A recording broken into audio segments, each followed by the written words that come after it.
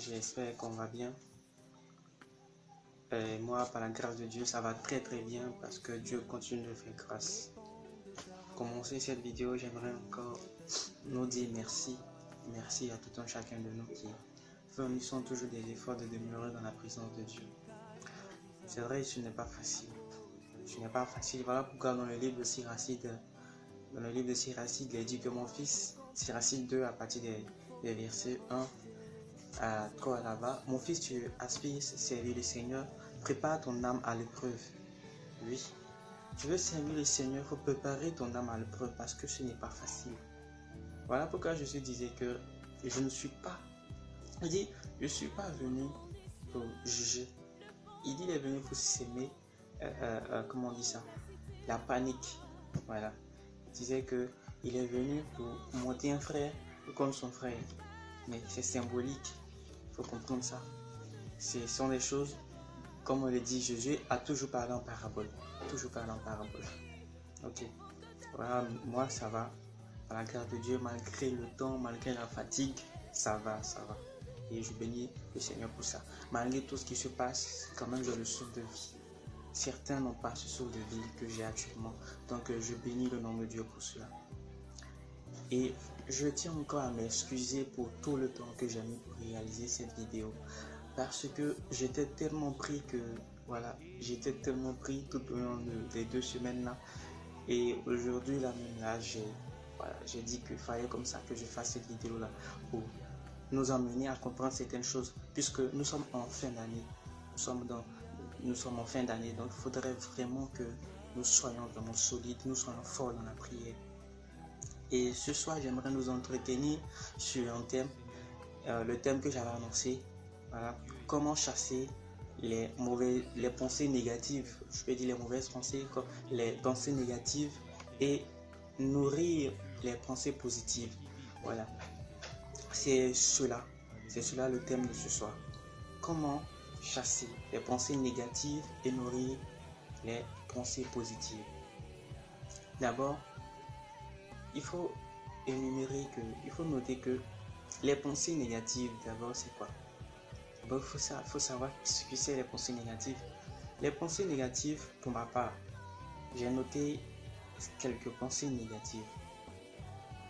D'abord, les pensées négatives, pour moi, c'est ce qui ne convient pas à Dieu, ce qui ne respecte pas, c'est-à-dire les commandements de Dieu, ce qui va à l'encontre des commandements de Dieu, ce qui ne confesse pas le nom de Dieu, ce sont les pensées négatives. La pensée bien sûr, la pensée qui ne confesse pas le nom de Dieu, la pensée qui ne témoigne pas l'autorité de Dieu, la puissance de Dieu. Ces pensées-là sont dites négatives. Parce que ces pensées-là ne peuvent jamais être productives. Ces pensées du moins vont toujours nous détruire. Ces pensées nous détruisent en vérité. Les pensées telles que tu es assis là et une pensée te vient en tête. Quelque chose te vient en tête comme ça. Est-ce que je ne vais pas aller voler? Est-ce que ça vaut la peine d'aller à l'église? Est-ce que ça vaut la peine de communier étant baptisé? Est-ce que ça vaut la peine de me confesser? Des pensées qui viennent, des pensées qui naissent comme ça à l'intérieur de toi.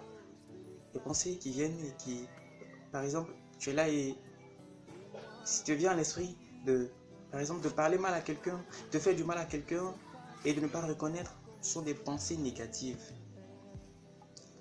Et encore d'autres formes de pensées négatives.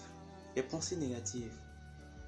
Lorsque quelqu'un est en train de faire quelque chose, cette personne est en déroute. Et à l'intérieur de toi, tu ris de cette personne. Cette pensée que tu as au fond de toi, cette pensée moqueuse qui est à l'intérieur de toi, c'est pas du tout, ce sont des pensées dites négatives. Parce que là-bas, il faut comprendre que les pensées négatives sont des pensées qui naissent à l'intérieur de toi et qui ne témoignent pas, qui ne confessent pas le nom de Dieu. Ces pensées-là ne confessent pas le nom de Dieu. Ok, merci. Maintenant, il faut dire que les pensées négatives, comment faire pour lutter contre ces pensées négatives? Pour lutter contre ces pensées négatives, il n'y a pas forcément grand chose à faire. Parce que, il faut le dire, une vie chrétienne, une vie de croyant, une vie de croyant ne peut être efficace, ne peut être vraiment efficace s'il n'existe pas de prière. Parce que la vie efficace, la vie d'un croyant, quand on dit qu'on est croyant, notre vie, ce qui construit notre vie spirituelle, bien sûr, notre vie spirituelle, avant d'être physique, c'est la prière. Et je le disais, comment fuir le péché? Fuir le péché, c'est toujours demeurer en prière. Et encore, comment chasser les pensées négatives? C'est toujours demeurer en prière.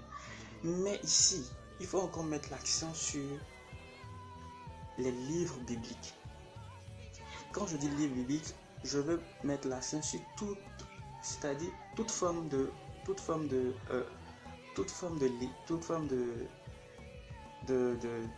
je sais pas comment appeler ça, mais tout ce qui est attrait à la vie spirituelle, tous les livres, tous les types, tout type de livres du moins, tout type de livres, des enseignements, tout ce que tu vas écouter, tout ce que tu vas lire qui témoigne le nom de Dieu, qui témoigne l'autorité de Dieu, qui te montre comment vivre, qui te montre comment marcher à la suite du Seigneur. C'est cela. Lutter contre ces pensées négatives là. Parce que, il faut le dire, si tu n'as pas une connaissance de Dieu que tu sers, tu n'as pas une connaissance du Saint-Esprit, tu n'as pas une connaissance de Jésus-Christ, tu ne peux pas, tu vas toujours demeurer. Et encore, voilà une pensée négative, tu vas être là, tu vas commencer à douter. Mais lorsque tu doutes là, c'est mauvais. Oui, c'est mauvais. Tu ne dois pas douter de l'autorité de Dieu, tu ne dois pas douter de la puissance de Dieu, parce que tu dois savoir qu'il y a une certaine autorité qui est en toi. Donc la pensée qui vient en toi qui te fait douter, qui fait que toi, enfant de Dieu, tu n'arrives pas à croire, ou bien tu ne peux pas croire, ou bien tu ne peux pas... C'est-à-dire c'est difficile pour toi de croire que des miracles peuvent s'opérer dans ta vie. D'ailleurs, parlons de miracles. J'ai dit ça à une personne que je connais bien. Une personne, c'est une amie. Elle parlait de la chance. Elle a dit les philosophes ont démontré que la chance n'existait pas. Ok, il n'y a pas de souci. Moi, j'ai laissé l'histoire des philosophes là. Moi, j'ai dit que la chance n'existe pas. Pas seulement parce que les philosophes l'ont dit, mais il y a une manière de savoir que la chance n'existe pas. C'est vrai que le mot chance a été créé, c'est dans le dictionnaire bien sûr. Mais moi, je dis que la chance, pour moi, c'est la grâce de Dieu. En tant que chrétien, si tu es chrétien, tu vas savoir que la chance n'existe pas, mais c'est la grâce de Dieu. Oui, la grâce de Dieu. C'est la grâce de Dieu que le païen appelle j'ai de la chance. Quand tu ne reconnais pas la grâce de Dieu sur ta vie, c'est là que tu dis waouh, j'ai de la chance. Donc moi j'appelle ce que tout le monde dit chance, moi j'appelle cela la grâce de Dieu. La grâce de Dieu. Ok, on va revenir dans le cadre du thème. Voilà, le cadre du thème. C'était juste pour nous spécifier ça, cette histoire de chance et de grâce de Dieu. Il faut reconnaître seulement la grâce de Dieu dans nos vies. Les histoires de chance là, laissons ça. Ce sont des choses qui sont éphémères. Mais la grâce de Dieu est réelle. Parce que la grâce de Dieu là, elle ne trie pas. La grâce de Dieu atteint tout le monde. Maintenant, comme je le disais, les pensées négatives, pour remédier à cela, c'est surtout la lecture, c'est surtout lire, surtout lire la parole de Dieu. Parce que lorsque tu lis la parole de Dieu, tu sais qu'il y a des interdits, tu sais que le Seigneur a des commandements. Il a des commandements pour nous que nous devons respecter. Mais tu dis que tu vas à l'école. Un exemple, tu vas à l'école et tu fais une matière, par exemple de philosophie. Tu fais une matière de philosophie et il y a des citations. Tu sais que les citations sont faites pour les devoirs. Et tu ne bosses pas tes citations. Comment est-ce que tu pourras rédiger normalement tes devoirs? C'est comme si, c'est juste dire que tu suis le Seigneur. Tu veux être fort, tu veux être solide, tu veux être efficace spirituellement, comme dans la vie, ouais, c'est ça. Mais tu n'as aucune connaissance, aucune base Mais tu vas toujours rester la pensée à dire, oui, je suis dernier. Voilà certaines pensées. Pourquoi? À l'intérieur de toi, tu réfléchis, mais pourquoi est-ce que moi, enfant de Dieu, je suis dernier? Pourquoi ceci, cela? Mais c'est parce que tu n'as pas connaissance de la parole de Dieu que ces pensées négatives-là naissent en toi.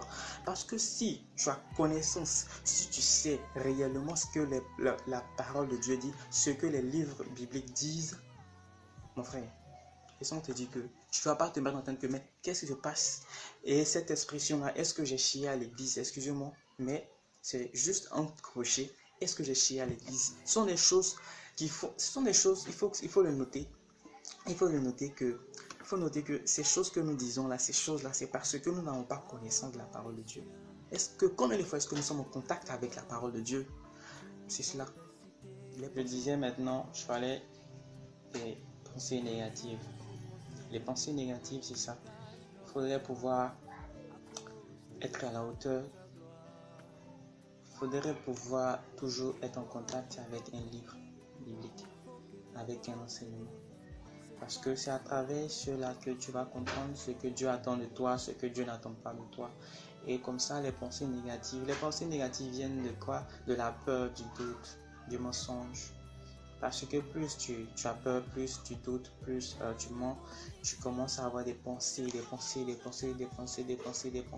Et ces pensées-là ne sont pas du tout bonnes. Ces pensées sont très mauvaises. Et pour toi, enfant de Dieu, tu ne dois pas avoir de mauvaises pensées. Maintenant, comment nourrir les pensées positives? Les pensées positives. Voilà, d'autres personnes vont me dire, voilà la partie que j'attends. La première partie n'a rien dit. Ok, il n'y a pas de souci. Les pensées positives, d'abord c'est quoi? D'abord, pensée positive. Les pensées positives, c'est quand tu te lèves avec cette autorité que Dieu t'a donnée. J'aime bien ça. Cette autorité que Dieu t'a donnée. Et tu prends les initiatives. Tu dis, moi, je vais faire ça. Je vais faire ça. C'est-à-dire avec détermination, avec courage et avec foi. C'est-à-dire, quand on parle de pensée positive, c'est en quelque sorte un acte de foi. La pensée positive, c'est un acte de foi. Un acte de foi. Oh, la foi vient. Voilà comment. La foi c'est quoi? La foi, c'est la réalisation des choses qu'on ne voit pas. C'est-à-dire, on croit aux choses que nous ne voyons pas. Mais nous savons au fond de nous. C'est-à-dire, nous avons une ferme assurance. C'est la ferme assurance que nous avons des choses que nous ne voyons pas. C'est-à-dire, nous croyons que cela va se passer. Oui, nous croyons que cela va se passer. Même si nous ne voyons pas, nous croyons, nous avons cette foi-là. Et là, il est dit que la foi vient de ce qu'on entend. Ce qu'on entend vient de la parole de Dieu. Voilà pourquoi je dis les pensées positives. C'est-à-dire la pensée positive d'abord, c'est un acte de foi. Or, pour acquérir cette foi-là, il faudrait être en contact direct avec la parole de Dieu. Donc, tu ne peux pas avoir de pensée positive si tu n'es pas en contact direct avec la parole de Dieu. Mais les pensées positives, là, comment les reconnaître? Les pensées positives, c'est lorsque tu es là. Lorsque tu es là, tu vois que dans ton église, il y a quelque chose qui ne va pas. Dans ton renouveau, il y a quelque chose qui ne va pas. Mais tu te lèves, tu prends la résolution. Tu prends la résolution au fond de toi. C'est-à-dire, il y a quelque chose...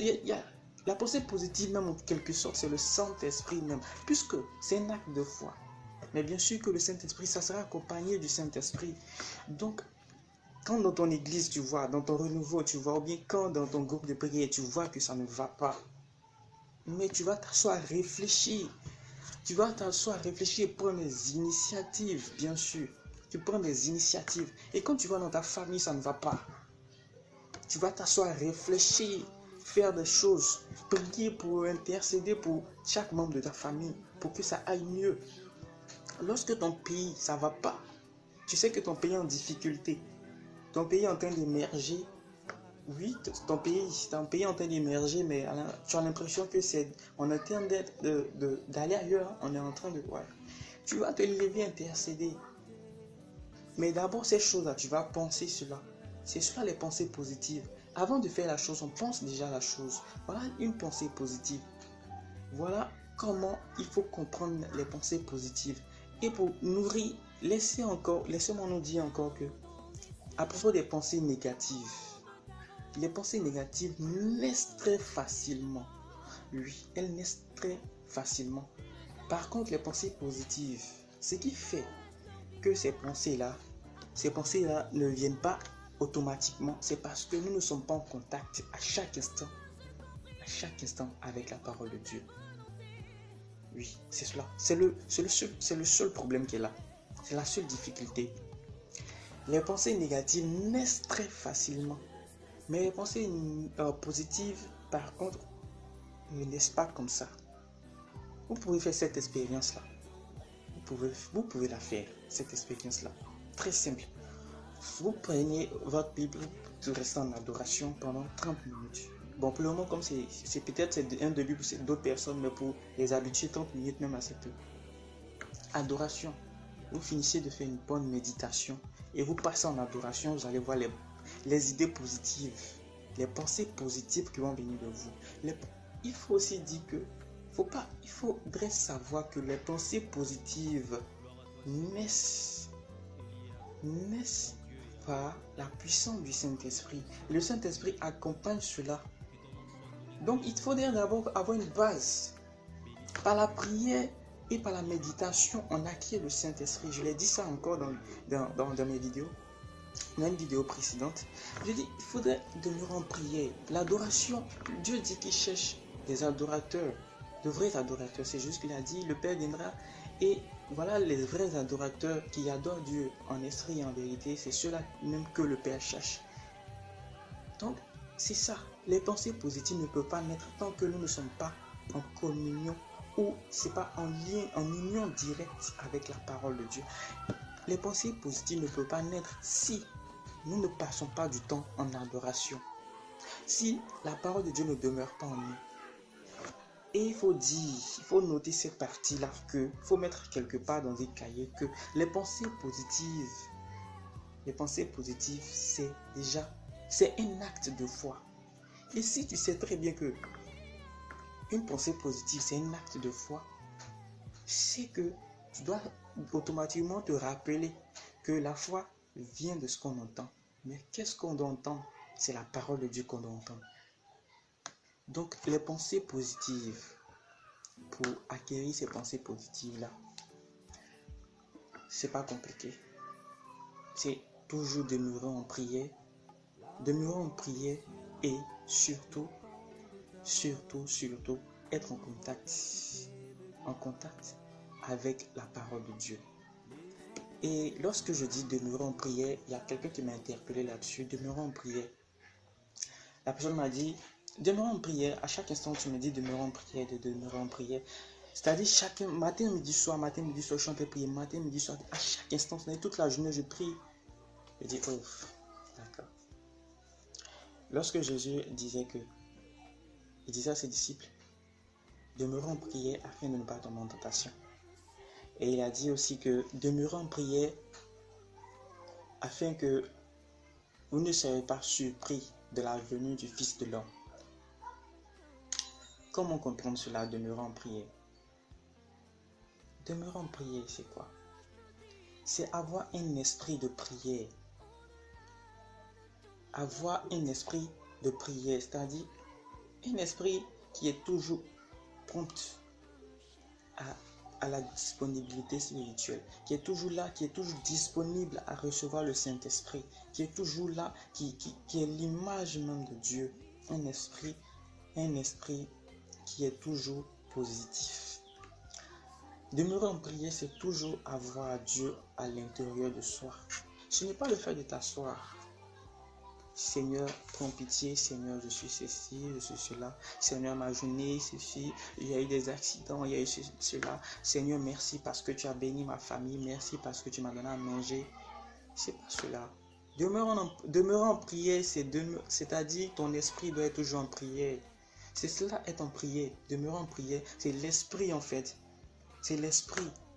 C'est l'esprit même qui prie. C'est l'esprit qui est en prière.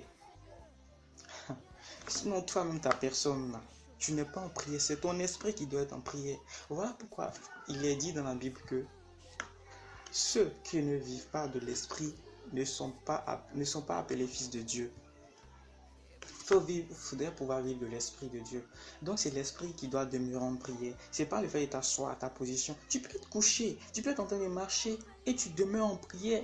C'est pas le fait de fermer les yeux seulement quand on dit tu demeures en prière. Non, à l'intérieur de toi, tu communiques. Demeure en prière, c'est communiquer avec Dieu. C'est communiquer avec Dieu. Souvent, je me surprends, lorsque je dis à certaines personnes, je suis en train de communiquer avec Dieu. Je suis assis et bon, souvent peut-être je ne parle pas, je suis assis là, serein, et on me parle, je n'entends pas. On me parle, je n'entends pas, je ne suis pas disponible pour le monde, je ne suis pas disponible pour mon entourage. C'est vrai que ça arrive souvent, on est en train de penser à d'autres choses, mais on me demande, mais qu'est-ce qui se passe là? J'ai dit, tu ne veux pas comprendre. Je ne veux pas comprendre. Si je te dis, tu vas me dire que ouais, je me fous de toi, mais peut-être je perds la tête. Je dis, je suis en train de communiquer.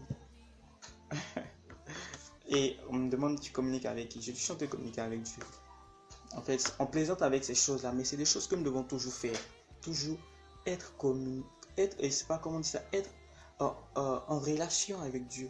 Toujours être uni à Dieu par le biais du Saint-Esprit.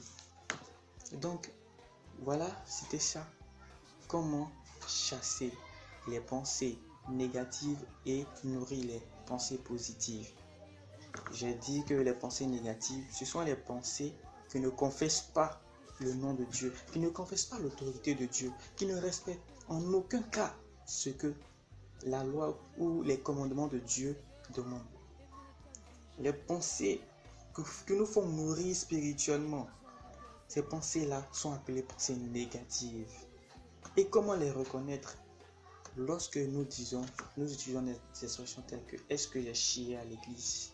C'est parce qu'à l'intérieur de nous, nous avons des pensées négatives. Et cela parce que nous n'avons pas une relation concrète, une relation directe avec Dieu. Et pour avoir cette relation directe, d'où pour acquérir les pensées positives, il faudrait demeurer toujours constamment dans l'adoration, toujours être en communion, toujours être en relation, toujours être relié, toujours être lié à la parole de Dieu. Avoir un temps maximum pour la parole de Dieu. Et il faut le dire aussi, il ne faut pas oublier celui-là, je l'ai évoqué. J'ai dit que les pensées positives, c'est déjà un acte de foi. Pensée positive, qui dit pensée positive, parle de acte de foi. Or, la foi vient de ce qu'on entend. Et moi je dis, c'est dit dans la Bible, mais je dis ça, je paraphrase. Ce que l'on doit entendre, c'est la parole de Dieu. C'est la parole de Dieu que l'on doit entendre. Alors, bien-aimés, je prie vraiment que le Seigneur puisse nous aider, nous donner la force de nourrir encore les pensées, de nourrir en nous les pensées positives, qu'il nous donne la force, son esprit, afin que nous puissions toujours demeurer dans la prière et que nous puissions toujours vivre de sa parole. Et pour terminer, j'aimerais encore nous appeler à comprendre certaines choses relatives à les fêtes qui viennent bientôt. Voilà. J'aimerais que chacun prenne des initiatives. Fin d'année, c'est une fin d'année, bien sûr, mais que chacun d'entre nous prenne des initiatives. C'est-à-dire, tu décides, en cette fin d'année, est-ce que je peux jeûner au moins une semaine? Je prends une semaine de jeûne. Est-ce que je peux demeurer en intercession chaque nuit? Voilà, que chacun réfléchisse pour sa famille, pour son bien-être aussi.